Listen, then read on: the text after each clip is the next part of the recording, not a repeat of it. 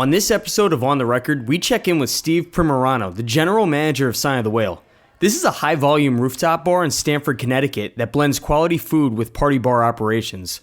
We'll discuss how to maintain safety in large crowds, building a food program where it wasn't always known for one, and operating within the bounds of the law when it comes to having residential neighbors. Let's go on the record. Come in here at 11:30 on a Saturday, have some brunch, enjoy yourself, listen to some good music, hang out with your friends, and then if you decide you want to stay, it's almost like we have a whole second bar upstairs, somewhere else to go to, enjoy yourself, be outside, and spend the rest of the afternoon here. So that's been something that's been part of our success, is that typically, you go to a restaurant or a bar, you're there for an hour and a half, 2 hours. People can stay here all afternoon and do many different things while they're here. So that's just a small piece of it, but it's part of what made us successful. Putting that together in that aspect where most businesses struggle to get the happy hour crowd in, they struggle to layer the bar and the environment. That way whoever's coming in for dinner is kind of excited when they walk into a full building. Because nobody ever wants to be the first guy sitting at the bar. That right, sucks. Like, you want to kill yourself when you're sitting there solo, and then next thing you know, it's like an hour and nobody showed up. So just being able to, I guess, differentiate, a daytime scene where there's quality kind of food, drinks, and an environment that's like inviting is definitely what puts people in the seats later on at night. It makes a transition to nightlife, I think, a lot easier. It does, but it wasn't always an easy task because, our kitchen used to close a little later, around 11, and our nightlife crowd would already be on their way in and starting to form that larger crowd that you speak of, almost starting to crowd the tables. So we had to kind of tweak those moments. So we started closing the kitchen just a little earlier so that the diners and that experience was kind of contained and taken care of, and then we'd be able to set up and get ready for the next phase of what we do here in the nightlife. As far as this is a big building. How many square feet are in here? Downstairs is 5,000 and upstairs is 5,000. So altogether 10,000 square feet. What's the capacity in this place? 300 up, and then down here it's 180 with tables and chairs, and then 240 if we move them out. So we could have almost 600 people in here at any given time. It's insane how this works to, your benefit in the current landscape that we're in, where, your numbers have to be so much smaller. Everyone has to be 6 feet apart. So as far as inside goes, sure, you can fill up these seats pretty easily. And then having the additional outdoor space upstairs, it's a whole different ballgame too, where, all right, cool, you can still go upstairs. You get to enjoy the view, see a little water, see the apartments. There's something up there for everybody. But there's a big space to fill. And in the summertime, I've been in here, sardine can packed in regular times, right? And in the wintertime, though, this isn't as much of a winter space as, other spots would be. No, I agree. And we've had to become creative in the entertainment and what we do to, like you said earlier, layer those times of the day and get things to work for us. But I think we've done a good job of, having different segments. Like we have our brunch in the afternoon, and we have a really good happy hour during the, during the later afternoon, early evening, and then dinner comes in. And over the years, we've gotten to a better reputation for our food and service. I know in the very beginning, we kind of dropped the ball on that, but we've been able to redeem ourselves, and people are coming in for dinner now, and that helps fill in the, the 11:30 to 10 o'clock, and then sometimes we'll have bands on Fridays to fill in the late night spot, and that time of year, if it's a little slow. Or Saturdays, we still get a decent crowd, even though we have to compete with Bedford Street and the bar hopping, and there's no real bar down here to compete with and trade guests with. But, we found our layers and the way to get our segments together, and we've turned it into a nice, steady, profitable business, even in the slow periods. Do you feel like obviously everyone was bar hopping previously, we're in an area right here in a crowded, busy town, where there's two sections of this city of Stamford. There's one section, which is the older section. There's 10 bars all around that walking distance area. So people have always been trained to just jump around. And then we have this new section over here. There's Mexique here they go to, maybe Bear Burger. There was World of Beer at some point. So there's all these areas that you could just jump around in and have different drinks before you ultimately wind up here, which is where everyone would wind up coming to the end of the night. So now with COVID, though, we have these new rules where you've got to get food. It prevents bar hopping altogether. So are you almost finding that through that time period, more people were just coming out here earlier because this is where they wanted to be and they rather not go through the headache? Well, it's kind of two different ways of life completely. There was no real bar hopping. You went out to eat somewhere and you probably couldn't get in somewhere else because you had to either A, have a reservation, or there may not be space because of the limited capacity. So I really can't say that COVID and the time period that we went through in the last year and a half really compares to pre or what it might be this summer. But I know that our square footage, like you had mentioned, and having the diverse space had really helped us out last year. We were still able to accommodate 300 people at any given time, whether it be, the 100 that we were allowed downstairs. You guys saw we put tables out front and also had about 120 up. So people knew they can still come here and have a good time, even though there wasn't the bar and club atmosphere. We still kept DJs on to keep the, the sign of the whale motif in place and remind people that when this is over, they can still come out and have that fun time. So, it's really hard to say that is the bar hopping affected. Well, I'm trying to think about what we were saying. We were talking about bar hopping. Well, I was suggesting that maybe the fact that everyone has to order food prevents them from bar hopping anymore, really. And do they just land here instead? We did have people up the street in line waiting to come in. So I would say, that people did end up coming here instead because they couldn't bar hop. I think we were probably one of the number one options. And like I said, we still made it fun and and interesting, even though you were still coming to a restaurant. It wasn't that normal bar and club atmosphere.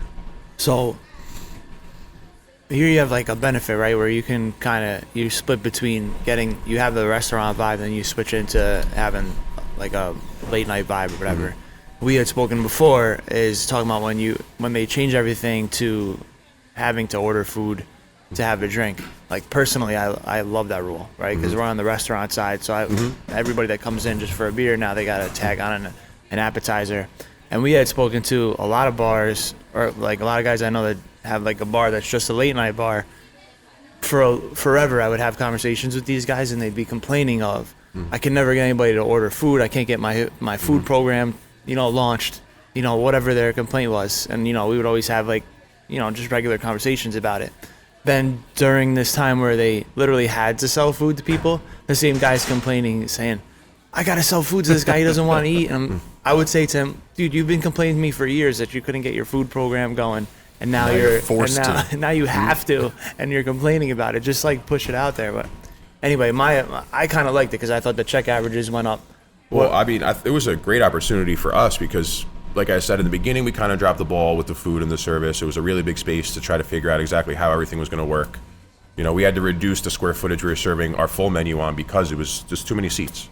But last year really gave us an opportunity to show people that, hey, yeah, we're cool, we're sign of the whale, we're a lot of fun, but you could still come here and have an awesome dinner or an awesome brunch or have an awesome lunch and enjoy some really delicious food and some good cocktails. So I think this coming season, it'll be twofold. It won't just be the nightlife, people coming out to the bar and us having to like fill in the dinner portion. I think from open to close, because we've had to service people with food and they had to eat when they came here, they really got to try most of our menu and enjoy themselves. We had a lot of repeat customers last year who tried many different items. So I think in some ways what happened last year benefited us. Besides losing sales and being in the red at the end of the year, it was a nice year to show off some things that people didn't really think about us for. It's crazy too, though. Like, look at you've seen the menu notes. So I was about to say, when you say you had to revamp your food menu or your food program, now I look at your menu and you say you have 23 dinner items and 18 small plates. What did you go about revamping and how did you do that? So originally, we served a very similar style menu with almost the same amount of items, but for the entire place, like from the bar all the way to the other end of the roof and all the way down here.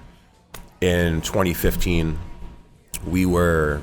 You need a small soccer team of how food big runners, how I big feel is your like. kitchen? The kitchen is not the biggest I've ever worked in, but it is a decent size. I wish there was a little bit more prep space, but we make things happen. But as far as the line goes, it's... square footage, I don't know offhand, but we have our pizza station, our saute station, our grill, our fry, our salad, and it probably stretches about 25 feet. Plenty of equipment to execute everything we need to do. But as I was saying, we had way too many seats to service with a full menu. So there was nothing we could really do in 2015 to curtail that because that was our precedent. So if someone at the bar ordered a steak, sometimes they'd wait an hour for it. And I would literally be walking around with gift cards in my back pocket. Just like, hey man, sorry about that, we're working things out, try us again. just going around and making sure that people at least, come back, even though they waited a long time for the food. Guys, like, it was rare. I wanted the rare steak. Whoa, I mean, no wait, joke. There was slap one it. time that, like, I was going around even just, like, throwing shots at people, and this girl goes, "I don't want any more drinks. I just want my food." I felt terrible. It was awful. Like, I knew how bad things were at that time. So in 2016, we created what we call the cafe on the rooftop. So we use half the rooftop for full service, full dinner. And the other portion is what we call the beer garden upstairs, and we have like a bar menu, a smaller portion menu, stuff that we can get out quicker, mostly pizzas, fried food, stuff that goes out fast. And we saw the same exact food sales as the year before, but we served 30% less of the square footage. So we got food out faster, guests are having a better time. And over the next 2-3 years, we saw the food numbers increase and the reviews get better. So that was one major part of getting this place right on track. And it was like almost right in time. We like figured out the formula right before all this happened, and we could be a full service restaurant. You've also got a couple of large plates for 2 on your menu. Was that something that you opened up with, or is that something that just sort of developed over time? Well, over time, we've decided to serve some like larger, more impressive portions. I mean, you guys know these days with social media and being where, something needs to be photogenic, something people could see, something tangible, and say, you know what, I got to go try that. It started off with those big tidal wave glasses that we used to do with the smoke dry ice. And then I decided the year after, I was like, we should do a bigger dessert platter and do a bigger appetizer platter. And then that was working, and the chef goes, you know what, let's try a large meat platter, a large seafood platter. And it's just been something that's been working for us. We have a lot of large crowds, a lot of large birthday parties. I know they can order 2, 3, or 4 of those and serve their entire table from it. And obviously it helps increase check averages. Guys like me and you will go out and eat the meat platter together. And there's some people that'll go out and share it with 4 or 5 people. You think I'm sharing with you? That herb roasted meat platter sounds And then you get delicious. the it's very Instagram good. story across the whole table with everything on the table, make it look like it. Well, that's exactly where we're headed, and that's part of the handbook, really. At the end of the day, is that we need to have something that's a spectacle, something that people are going to take photos of. It's just a formula. Like it doesn't matter what you put there, as long as it's a spectacle. It's got to look good. It doesn't matter a little bit. Well, that's what I mean. Yeah. Like, it's got to look good, obviously, but it doesn't matter what's in there. Just fit the formula, make it be a spectacle. People are going to share it. Yeah. And now we've got bloggers. Like, this is a whole newer thing that is happening out here, is like the invention of the blogger, right? We're out here completely, and at the end of the day, they're bringing you business just based off of their shares. And we just talked to PJ with Hey Stamford somewhat recently, too. And as part of that, I told him literally, I just moved to Stamford, and I was finding spots that you were then later posting. And with that being said, I was there first, I felt like. And then he tagged it later, justified this is a place you should be checking out. You feel like an insider when you get tips like that and you can just show up to a spot that's like justifiably good. Completely. But with that, too, your menu, it has a lot of really light type foods on it. And I don't want to say that it caters to women, but like I think that the menu is very influenced by like fit type foods, light type foods, things that get groups of girls out here and interested in having a meal. I think that was probably a little bit intentional as we sit across the street from a gym, Right. Yeah, well, the people that live in this area are definitely very health conscious. But it's also, I would like, instead of using light, I like to use the word fresh. I mean, we order our seafood from New Wave in Stamford 4, 5, even 6 times a week if we have to. We get our produce in every other day. We change the menu, 4 times a year, but even in between those, we'll make some tweaks and some items depending on what's seasonal.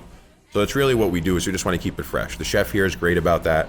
I mean, we just added some new things last week. Like we have a new striped bass that's on there, and we took the scallops off that we were doing before. So keeping it fresh and interesting is important, because we have people that want to come here all the time, but you don't want to look at the same menu every day either. Correct. You definitely want to see some changes happen. The bass season's opening up right now anyway, too, so it's right in line. Okay. Yeah, things that go over my head, but you're obviously looking at the sheets of what everyone's buying. Well, no, I'm going fishing in 2 weeks. Oh, got it. Checking out the ocean. God, I didn't know what he was talking about for a second. So in the wintertime, we go from 100 to almost 0 to some extent, right? We figure out how to keep some things going, keep it alive. I mean, I've come out here for trivia. Like, it was packed house pretty much for the trivia that was going on. Harry Potter, Schitt's Creek, The Office, Never mind, the whatever Office, it is. we'd have to turn people away. Yeah, so like these things definitely generate traffic when the off season comes and you kind of need the help bringing people in. But this isn't something we really do during the summer, is it? No, well, we don't usually do more things that are segmented or almost, don't like to use the word as a gimmick, but those gimmick ideas that bring in those guests at that time of year. This summer, no, we don't really need to. And then pre-COVID, we had to come up with ideas almost each day of the week to have a special segment for people to come in. Like we did, like you said, trivia on Tuesdays. We had our live bands on Fridays. We let them use this upper deck area. Okay. And then they would fill in the restaurant with people that are coming to see them. So that would help.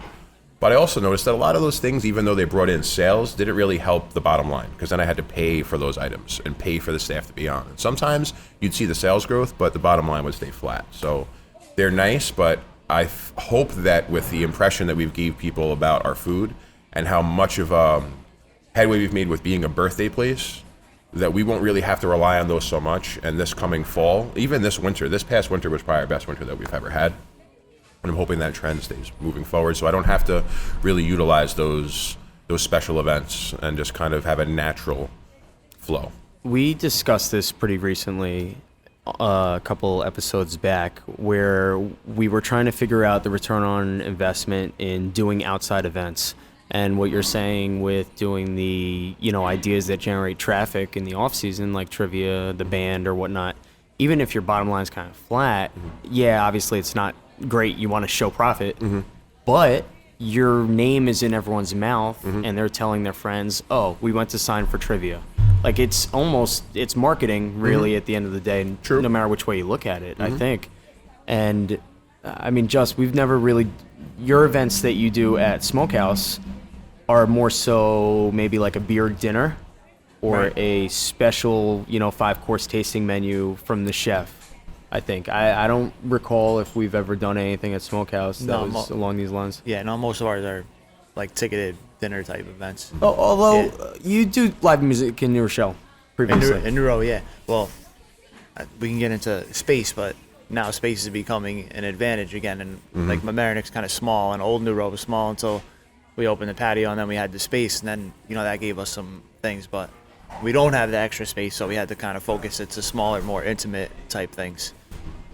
When you go down to the skeleton team in the winter, almost skeleton team, I guess we should say, right? If you can do multiple different jobs as one person, you're likely doing that. Managers wind up taking also bar shifts just to help make sure that the place is staying afloat until summer comes, and then you pack out 3,000 people in this place, every weekend or so.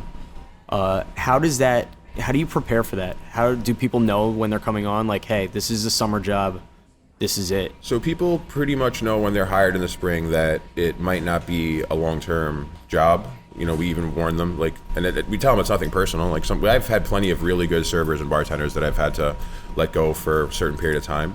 But because we have such a good product and they make a really good amount of money here in that season, I've had less trouble hiring because I have a lot of return staff members. We've had a really good retention and even a seasonal retention over the last, 3-4 years. Are you feeling what everyone else is feeling though right now with the hiring? Absolutely. I can't get a line cook to save my life right now. I've had my guys are working a lot of extra hours. They're making overtime, so they're all happy making the extra money. But I'm worried about them getting tired, and we're not even into really the busiest part of the year yet. When June comes around and we're having all these graduation parties and christenings and communions and all the stuff that comes with that season, I'm worried about them getting tired.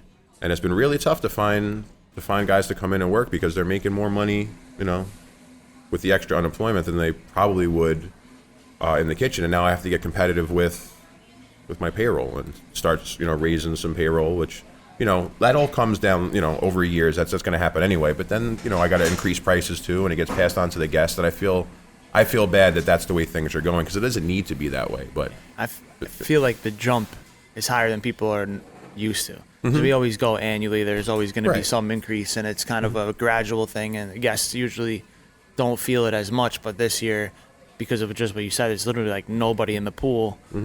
Everything's going to jump, twice as much as it used to. And I'm worried it's going to.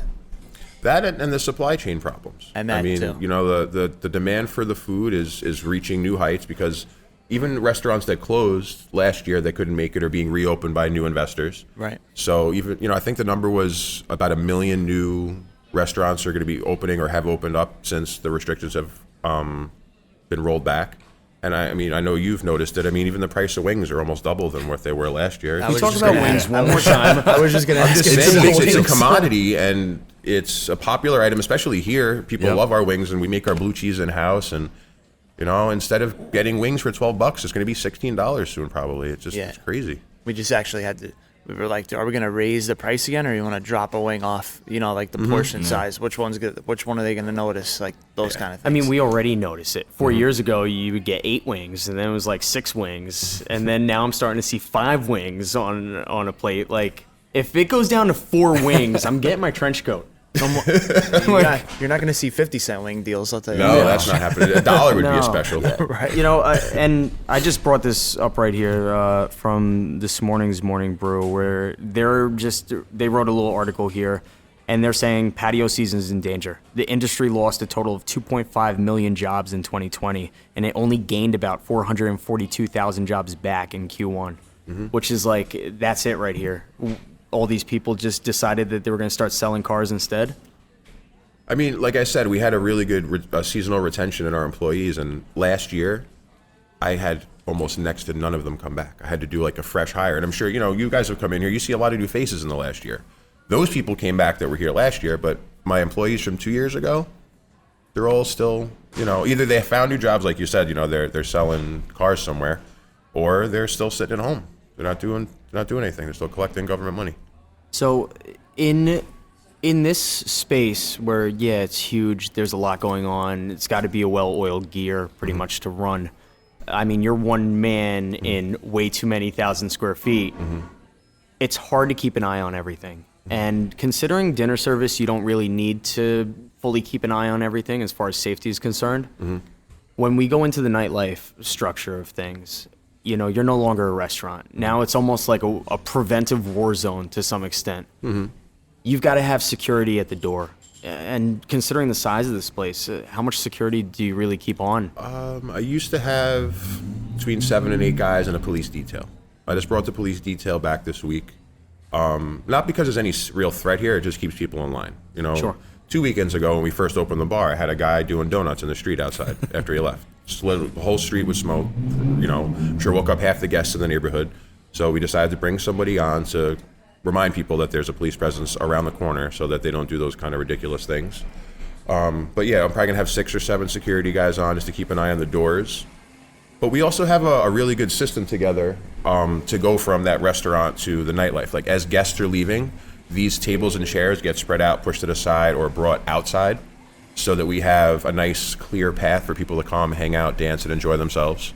We have a texting system. The first year we were open, we had people just waiting in line outside to go up to the roof, and that was just lost money. Like they're not spending money if they're outside. So we downloaded an app. They come in, they check in at the door, and then when there's space upstairs, I'm up there and I'm kind of orchestrating it. I text them to come up. They show the security guy here their text, and they can go upstairs and enjoy themselves. So And I've all of definitely those noted things that. come into play. And like you said, a well-oiled machine, like we have the line is shorter outside, so more attractive for guests to come by and try to spend their time. And then they're in the door, and they probably buy 2 drinks before they even go up to where they're really desirable spaces, and they buy another 2 or 3 up there. So we've turned it into like having kind of bar hopping in our own building in a way. I've been in here years back, noticed that. And sure, of course, we wanted to go on the roof and go hang out where there's fresh air. And we'll text you when it's ready. What do? We go straight to the bar. We buy a round of shots. We get a round of drinks.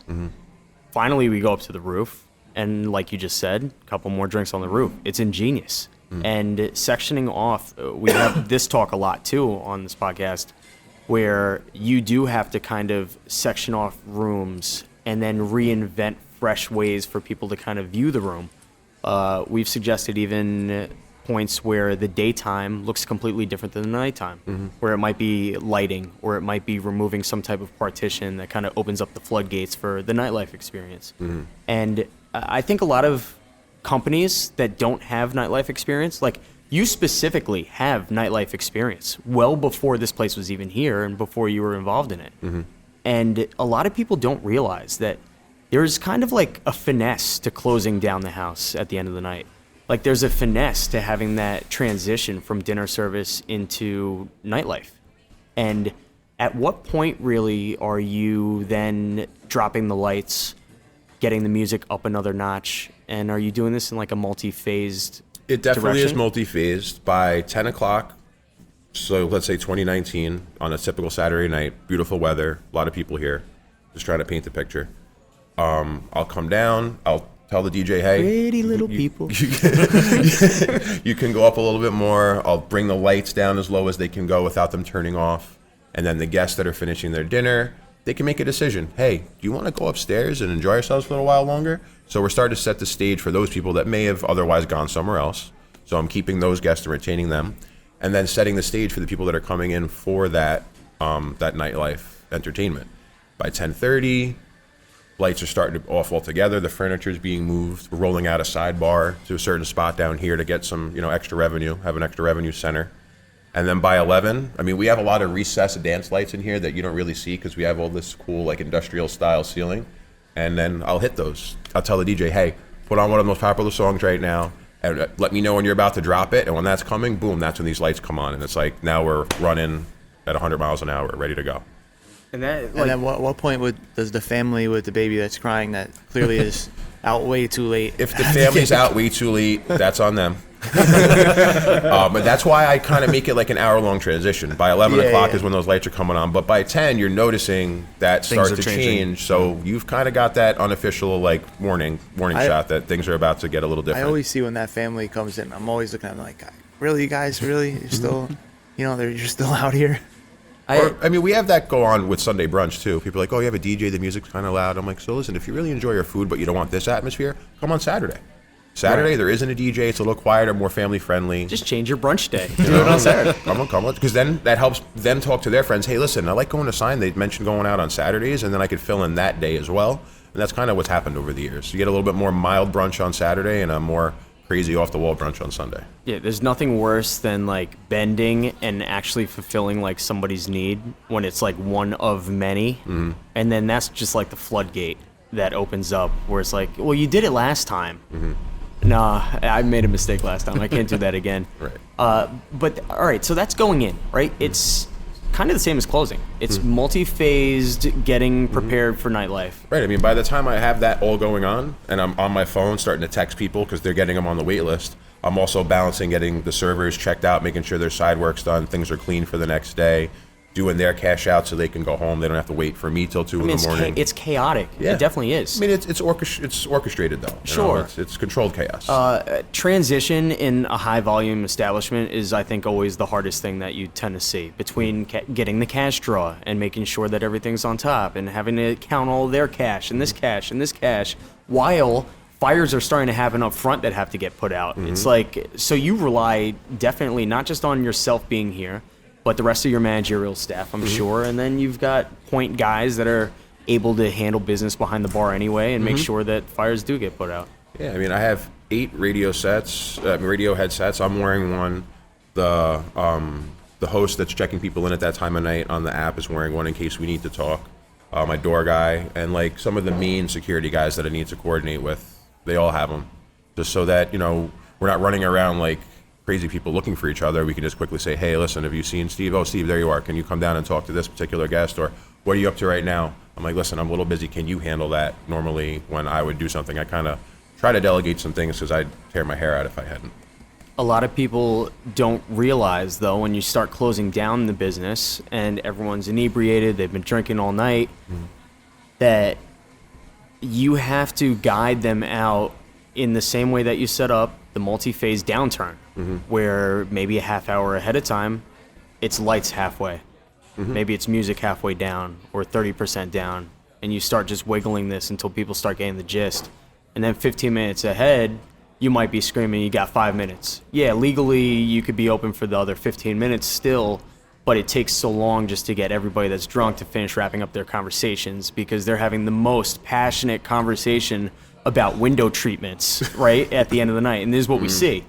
So I've been to so many places where they don't really understand how to shut down. And just with zero finesse, they come around and they go, guys, just gotta be out, gotta be out. Toss the beer, gotta be well, out. where were my 5 notifications between like the visual ones that we didn't have to have communication on, the sound ones where the audio just starts to dissipate and everyone's going like, what happened in the music? oh, it must be time. And then that last throttle one, it's like, hey, all right, it's time to get out.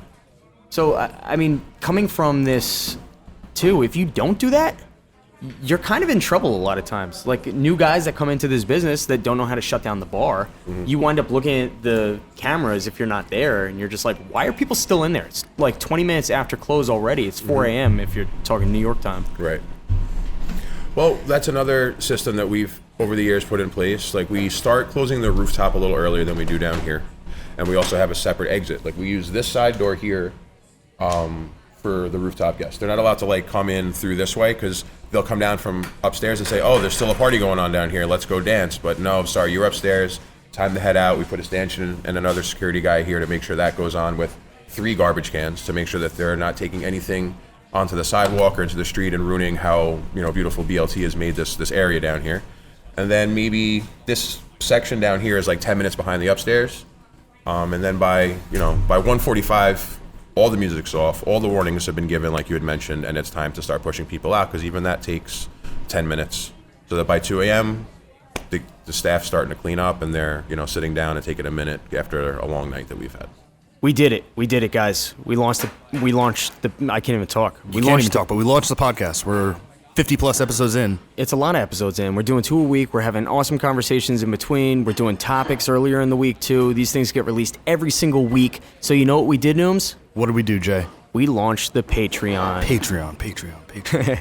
It's patreon.com/waitingonfries. Make sure you go subscribe to a tier. Help us out here. This thing doesn't run itself. What am I in? We're like in such a negative deficit, I think, on this podcast. It's the worst business. Don't ever go into a podcast business. It's a damn bad idea. But you should start a spice business or something like that. Yeah, anything else. That's the next wave. But go check out the patreon.com/waitingonfries. Subscribe to a tier.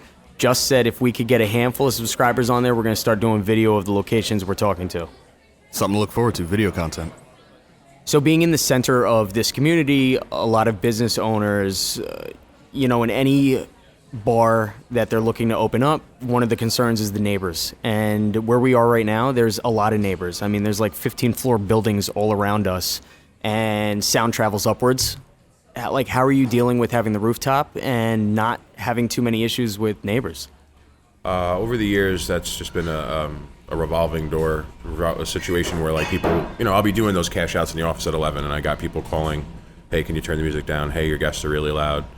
And I tell them that, I will turn the music down to the legal extent. We do have our own operational parameters that we're allowed to be in, and ambient noise is not something that we're responsible for. There is no sound ordinance for ambient noise in this city anyway. So we're kind and we're polite and we do our best. I mean, this woman that used to call incessantly every night. I would just be like, hey, come in for dinner. I'll feed you. Come down, have dinner on me. And eventually won her over and she stopped, calling the police. But and now she's on my payroll. But it's been an uphill battle. I mean, guests when they move in here now, I think they realize where they're moving, and we have less complaints. But I mean, when the Beacon first opened up, it was awful. I mean, this is a very young neighborhood. Like, I don't know if you know the demographics offhand, but everybody here owns a dog. They're under like 35. Yeah, young professionals or divorcees. It's one or the other. Sure. Were you open before they built the buildings, or? Those two weren't there. Those were dirt piles. This was still just a frame. So yeah, we opened up before. And then 2015, when they were starting to fill this in, is when we started to try to figure out exactly how we were going to handle the noise and the style. So upstairs, the music's kind of low. It's more of like a lounge atmosphere. And then downstairs is where we'll turn the music up and make it more of a club. So like you have two different experiences as well. So it's kind of also benefited us too. Furthermore, when an establishment that is key to the area moves in and finds its ground as an anchor point, the city doesn't really want you in trouble. Like, nobody wants you in trouble because it would be bad for people moving out to this area. I mean, there's a lot of apartments that still need to be filled out here. And say if Sign of the Whale was gone because you got hit with all these stupid tickets for, whatever it may be, like, there would be less draw for people to want to come out here and move. I mean, there's really not enough spaces as it is. And on this side, we have Mexique, we have Fortina, we have Bear Burger still. It's cool. But it's not enough on its own. You need this, which is known as more of the party bar. Oh, you want to go have your late night party? You come over here. The music's bumping and there's fun to be had. as opposed to going to more so a restaurant setting. Because at night, we turn this thing into a high-volume party bar. On the other end of this area that's been being built out, we've got Taco Daddy, Lila Rose. You know, there's like T's Pizza Kitchen. You're just naming all the people that have been on our show. Is that what you're doing? No, it just happened that way. But these are the reasons why people are moving over here is because there's enough things to do in the nightlife. How do you find the city working with you in a lot of ways too, where you realize that, you know, they're not trying to knock you for stupid things? The city's been great.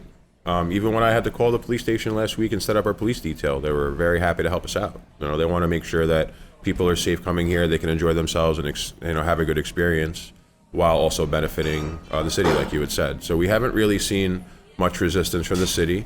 And then BLT, as a property management company, has been great to us too, and letting us kind of run with some things that, you know, they took a risk on, like when we did our little Oktoberfest events for those 2 years, and even letting us put some bands on the roof during the day in the summer. You know, like you mentioned, we have the neighbors across the street, they're leasing to them, but they let us also kind of do some things that may not work in their benefit in that way to try to make sure that we're still successful here. So everybody in this community, from the government, police, and even the building management company here, has been very helpful. Through COVID, were we able to work out rent deals as many restaurants and Yeah, bars did? it wasn't a huge deal. So this property here is still owned by BLT. A lot of the other spaces that received some deals are now under new landlords, new property owners. They did help us out a little bit, but it was only a short period of time. I think they also saw that we had, even though we took a loss last year, for the most part, we still had a lot of people here and weren't dying as a business. So, you know, the property is a business too. They have to make their money. When you do these events and partake in events that are done by the city, who's reaching out to who at this point? Is the city coming to you and saying, hey, we've got a great idea? No, I feel like in that respect, it's two different entities. Like downtown has their restaurant week, and it's never been spoken about that like Harper Point would also do it at the same time. We've kind of had to do our own events. We've kind of stood on our own in that way. We're almost like our own little city down here when it comes to planning events and things like that. And I'm pretty sure that Stamford does that because they want to make sure that their downtown area doesn't fall apart or become a ghost town. Because, I mean, if they allowed retail down here too, there's zoning things. There's reasons why there isn't like shopping down here outside of restaurants, because they didn't want to lose the mall. I mean, even though they're kind of already losing it anyway. They wanted the city planners had, you know, their spaces and their ideas of how they wanted things to run. So we're not always included when it comes to that kind of stuff. I'm actually rarely ever included. So we have to come up with our own ideas and our own events down here. And then speaking on that, shed light on Derby Day. Mm-hmm. Like, what happens? How has this been built out over the years? Like, apparently it's crazy. I'll give Eric Zeiss a lot of credit for that because he's a big Kentucky Derby kind of like person. He loves the race. And then our first full summer open that May, he's got horse posters on his wall. Yeah, he came up with the plan to try to do our own Derby party here. I'm not sure where he had seen it. I'm sure it wasn't like just, you know, his solo brainchild, but he saw it somewhere and we adapted it here. And it became a really, really fun time. I mean, our staff comes, dresses up in the hats and the ties and all that, and then the guests come in and do the same. And it builds up till the race comes on, and we put the sound on all our speakers. And then by the time that is over, everybody's kind of had a few drinks, and they're ready to like really enjoy themselves after that. So it's been a nice layered day. Once they legalize sports gambling in the area, then you can really get the full experience. I mean, I don't know what kind of permits and licenses Well, I we mean, would people need, can but do it on there. Yeah, that's true. They least, could yeah. definitely have more fun out in the open about it, yeah.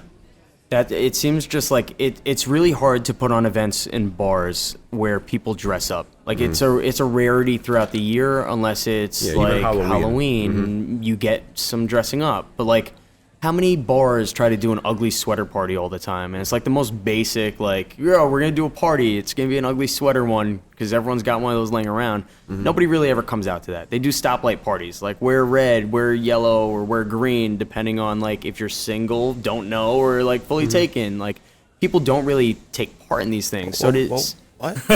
you've never have you been out to the bars ever? Never been to one of those. Is Is this just an old party that would occur?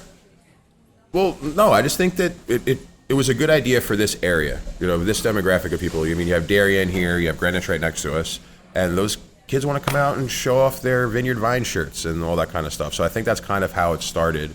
And it was a fun event from the first time we did it, and it just built up from there. And now people look forward to it. With now the summer approaching and us getting ready to lose all COVID laws, I came out here last week just to check what things are like, because this is really fun. I've been screaming, get rid of the masks forever. And now we finally are at that point as of May 1st in Connecticut, where we can kind of go back to normal as long as you have an outdoor venue, which this works greatly in your favor. This also works for the beer garden up the street too, because it's all outdoor. And what I noticed on March 1st going out, which I think was a Saturday, there was just like this rift between two different groups of people as far as their thoughts go. There were ones walking around with their masks fully, and then there were other people just like bare-shirted, essentially. So happy that it was over. Right? Exactly. And you would catch a little bit of looks from those wearing the mask, being like, scumbag, like, oh, cool. But this is kind of this transitional phase that we're going into now, too, where you're going to start seeing this difference between people of where they want to be. Like, I'm all in on sitting upstairs, which I was, right next to a group of chicks. Like, I think our butts were even touching. Like, this is weird because we haven't had this for so long where we're just, like, sitting with other people. He's back to selling sex. Yep. As soon as it turned nice out, it's just gonna start selling sex again. But this is what we go back into, right? There's guys trying to talk to girls. It's normal. There's no mask being put on upstairs. Like, are you seeing the same excitement that I'm speaking about right now? Yes, people that, especially regulars of ours, that have had to come in, like we had mentioned earlier, and sit and eat and have their beers, and they're sitting at their table, hawking a group of girls at another table, wishing they can just get up and go and talk to them, and they almost kind of like have to like give eyes from the other side of the room and hope that eventually they can muster up a conversation later on, maybe on the way out. So that's all returned, and we saw all of that last week. I mean, you said you were here, like there's people all around the bar really enjoying themselves, like as if this had never happened. And I was happy to see that people were able to go out and enjoy themselves again in the manner that they all wanted to. I mean, people have been hoping for this for over a year and a half now. So then what happens now on the 19th with the next set of rules? So I'm waiting for like the full legislation and the full set of rules, but the way yeah, right? It's like, can I plan for this? Like, give me a heads up. We're just going to do it on the 19th and I have to figure it out. Just got to be ready to go. So I'm hoping that it's just a complete removal and you can leave it up to business owners to decide what they really want to do for their guests. I mean, I'm sure there's some places that are going to want to keep some of the rules in place so that guests that are kind of timid, like you had mentioned, there's two walks of life, to try to cater to both. And depending on how I see sales go when that happens, I'll think about maybe still keeping some things in place, like downstairs, if you're not at your table during dining, could you please just put a mask on your way to the bathroom or if you're on your way out?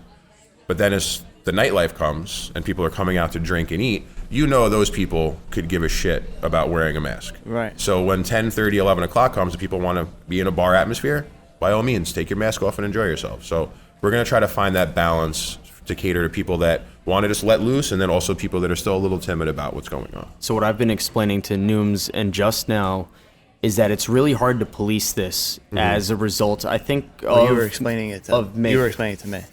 Okay. I just want. Got it. That's what it was? Sure. Got it.